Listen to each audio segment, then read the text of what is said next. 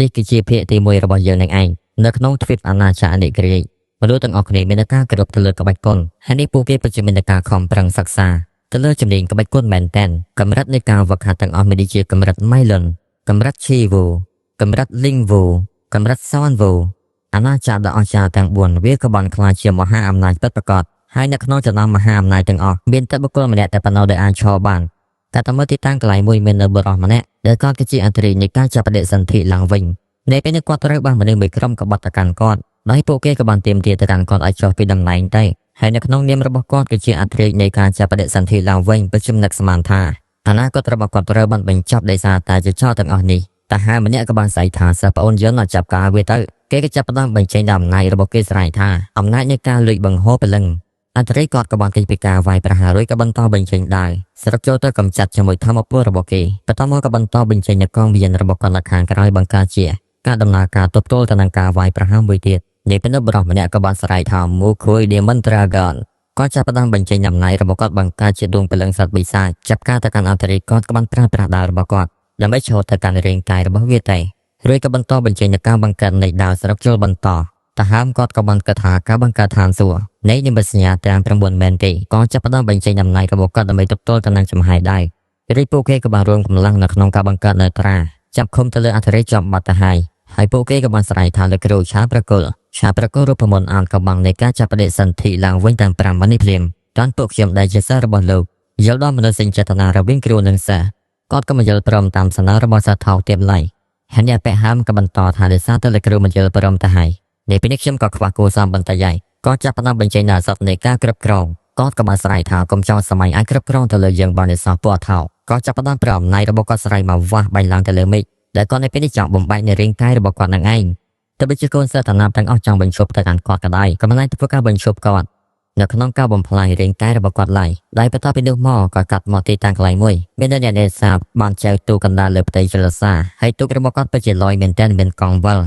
ដោយកាត់ទៅមកទីតាំងកន្លែងមួយមាននៅក្មេងប្រុសម្នាក់មានឈ្មោះថាជាងយិនសៀវត្រូវបានអបិឡោអាវវិជានៅកូនចាស់របស់គេវាយព្រមទៅបានមើលងាយជីវភាពថាសម្រាមក្រោយទៅជាកម្រិតម៉ៃលុនក៏អត់មានឡើយនិយាយទៅកម្រិតម៉ៃលុនបបកមកខ្មែរថាចក្រ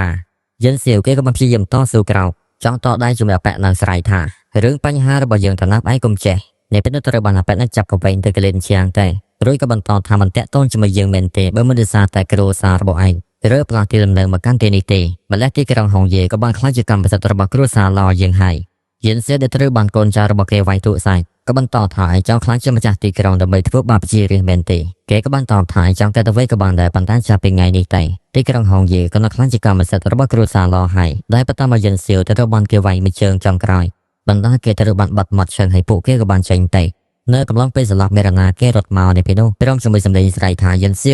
វហើយកាមេរ៉ាក៏បានបង្ហាញនៅអត្តរីនៃការចាប់បដិសន្ធិឡើងវិញបានហោះស្ទុយរួចក៏បានឃើញថានៅពេលយិនសៀវគេបានភ្ញាក់ពីការស្លាប់ទៅហើយគេមាននៅការឆ្ងល់ហើយรู้បញ្ជាគេនៅទីនេះហើយនៅពេលនេះការចងចាំរបស់គេទាំងអស់នៅក្នុងខួរក្បាលដែលជាការចងចាំរបស់អត្តរីនៃការចាប់បដិសន្ធិនៅក្នុងខួរក្បាលរបស់គេច្រើនមែនទែនវល់ទៅនឹងឯងនៅពេលនោះស្ត្រីម្នាក់ក៏ចូលមកជានៅតែរុញសួរទៅកាន់គេថាភ្ញាក់ហើយមែនទេដែលគាត់គឺជាអ្នកមីងជីងហៅរបស់គេនឹងឯងគេបានប្រាប់ថាគេមិនអីទេហើយក៏សួរថានៅពេលនេះលោកប៉ាណែណាទៅគាត់បានតបថាជាតារបស់ដែលយើងបានដឹងស្រាប់ហើយចិត្តរបស់គាត់ពិតជាឆៅមែនទែនបន្ទាប់ពីដឹងថាកូនប្រុសត្រូវបានតាណាប់ឡោអាវវាយធ្វើបាបទៅលើចៅប្រុសគាត់នៅពេលនេះគាត់ក៏ទៅជំរះបញ្ជានៃគ្រួសារឡតែម្នាក់ឯងទេគ្រួសារឡពួកគេតែងតែពឹងផ្អែកទៅលើអំណាចព្រមជាមួយទ្រព្យសម្បត្តិរបស់ពួកគេដើម្បីធ្វើបាបទៅកាន់តែរកគ្នាហេតុនេះបន្ទាប់ពីគ្រួសារជាងរបស់យើងមកកាន់ទីនេះគ្រួសាររបស់គេក៏កាន់តែមានការមិនពេញចិត្តទៅលើគ្រួសាររបស់យើងពួកគេបង្កបញ្ហាជាមួយយើងម្ដងហើយម្ដងទៀតរហូតដល់ថ្នាក់វាយយិនសៀវដូច្នេះគេទៅពួកនេះពិតជាកំឡាយកាយសាហាវមែនគេក៏បានគិតថានៅពេលនេះជាតាប្រកាសជាត្រូវបានពួកគេតាក់ទាញឲ្យទៅម្នាក់ឯងហើ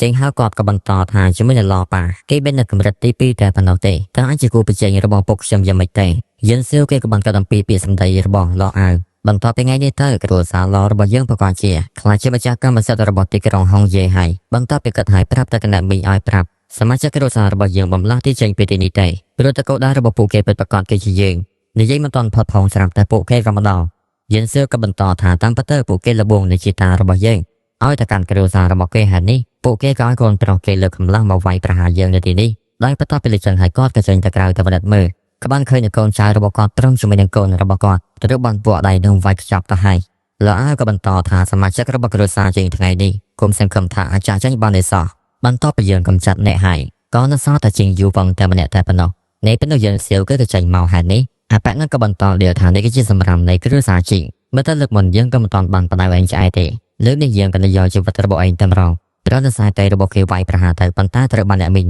ច្រើនតែកាន់គេចេញហេតុនេះហើយគាត់ក៏ជានៅទូរងនៃរបួសទៅហើយនៃពេលនោះអបនឹងគេក៏បន្តវាយហេតុនេះហើយគាត់ក៏បានយករទេះរបស់គាត់ទៅប្រងបណ្ដាលឲ្យគាត់ត្រូវបានដូរធ្លាក់ពីលើរទេះតែយើងស៊ីបន្តពីឃើញដូច្នេះហើយគេក៏ពិតជាមានការជួយក្បាលមែនតែនព្រមជាមួយសម្លាយរបស់ពួកអដែងទាំងអស់នោះនៃពេលនោះកូនរបស់គាត់បានទៅចាប់អបនឹងកុំឲ្យគេធ្វើបាបនឹងម្ដាយរបស់គេ